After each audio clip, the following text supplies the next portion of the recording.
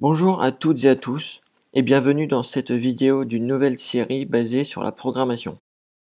Avant de commencer, je vous invite à télécharger, si ce n'est pas encore fait, les logiciels permettant d'utiliser Python. Ces logiciels ne sont pas les seuls à avoir le langage Python, mais ce sont ceux qui vont nous intéresser pour la programmation. Après avoir ouvert un moteur de recherche, tapez dans la barre de recherche pyzo.org. Ensuite, allez dans la fenêtre démarrage rapide qui se situe à gauche de la page d'accueil, puis cliquez sur les liens correspondant à votre système d'exploitation pour Python et Anaconda ou Miniconda. Et je vous laisse faire toutes les démarches nécessaires pour le téléchargement des logiciels.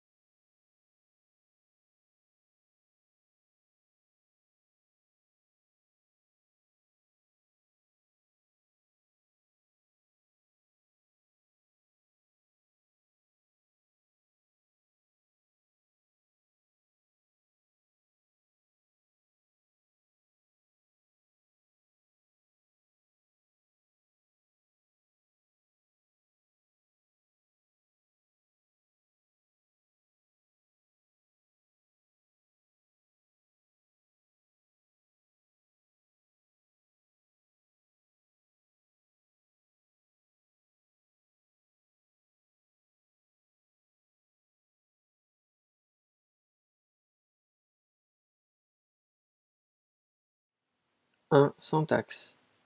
Lors de l'exécution d'un programme, les instructions s'exécutent les unes après les autres dans leur ordre d'écriture. On utilise des indentations, ajout de tabulation ou d'espace, pour marquer la structure. La boucle for s'arrête au moment où le script se réaligne à la colonne 0, instruction print s.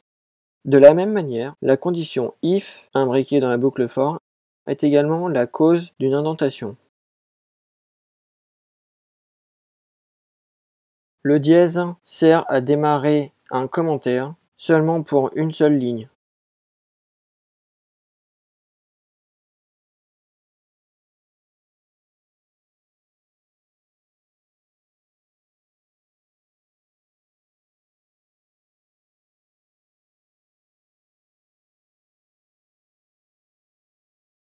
Si on veut qu'un commentaire puisse prendre plusieurs lignes, il faut utiliser les triples guillemets.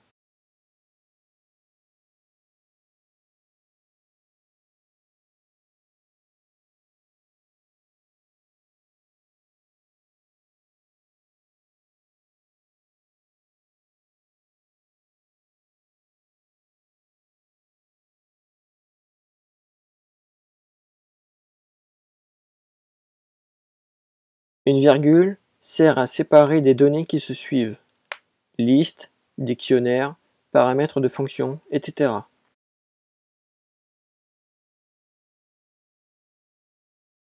Un point-virgule sépare deux instructions se suivant sur la même ligne. Inutile en fin de ligne. Un anti-slash permet à une instruction de déborder sur la ligne suivante. Comme cela ne marche pas pour moi, en regardant une solution sur internet, j'ai vu que on pouvait utiliser anti-slash n.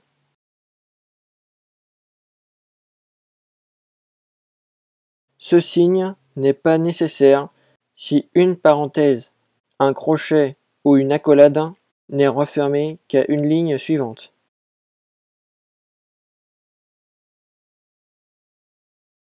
Deux points à la fin de la première ligne d'une condition, boucle ou fonction annonce le bloc d'instructions alignées dans une même indentation.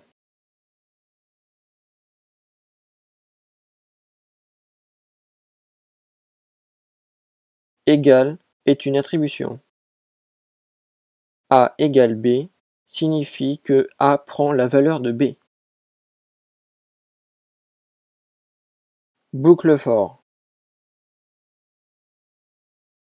Une boucle for permet de répéter un nombre déterminé deux fois des instructions. Pour la boucle for, on a 3 fonctions. Continue, qui permet de passer directement à l'itération suivante, ce qui évite des tests de conditions inutiles. Else introduit une séquence qui sera parcourue lors de la sortie normale de la boucle.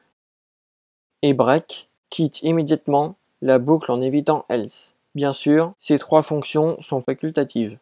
On utilise fréquemment l'instruction range i dans la boucle for. On a 3 possibilités pour la boucle for. Range i, qui génère les entiers de 0 à i-1. Range ij, qui génère les entiers de i à j-1. Range ijk, qui génère les entiers de i à j-1 par pas de k. Et arrange xyt, qui génère les réels de x à y par pas de t. Seulement, arrange est utilisable après importation du module NumPy. 3. Boucle while. On utilise la boucle while lorsqu'on ne connaît pas le nombre d'itérations de la boucle. Dans la boucle while, on retrouve les 3 fonctions de la boucle for: continue, else et break. 4. La condition. Dans la condition, on a 3 variables importantes. If, qui permet de commencer la condition. Elif, qui peut être utilisé plusieurs fois, qui est une contradiction de if et qui se situe au milieu de la condition. Et else, qui est la deuxième contradiction de if, mais qui termine la condition. Les conditions doivent être des booléens, qui peuvent prendre les valeurs true ou false. Dans la condition, on a 3 catégories d'équations et inéquations. Ces 3 catégories sont divisées en 2 sous-catégories.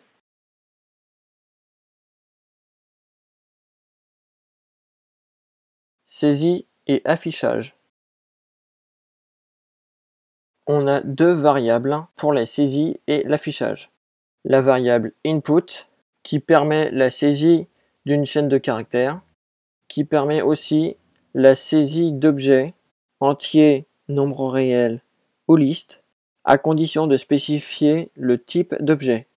Int pour entier, float pour nombre réel et list pour liste. Ensuite, il y a print. Print a 2 possibilités, soit écrire entre guillemets pour afficher le texte mot à mot qu'il y a entre les guillemets, et sans les guillemets, qui permet d'afficher une variable écrite précédemment dans le programme. La virgule évite le saut à la ligne, mais génère un espace.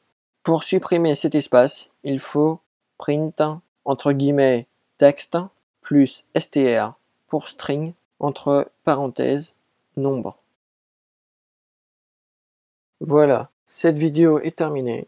J'espère qu'elle vous aura plu. Si vous avez aimé, n'hésitez pas à mettre un pouce bleu. N'hésitez pas à vous abonner à la chaîne si vous voulez voir la suite. Et pour ne pas manquer la sortie de prochaines vidéos, n'oubliez pas de cliquer sur la cloche de notification. À bientôt dans une prochaine vidéo.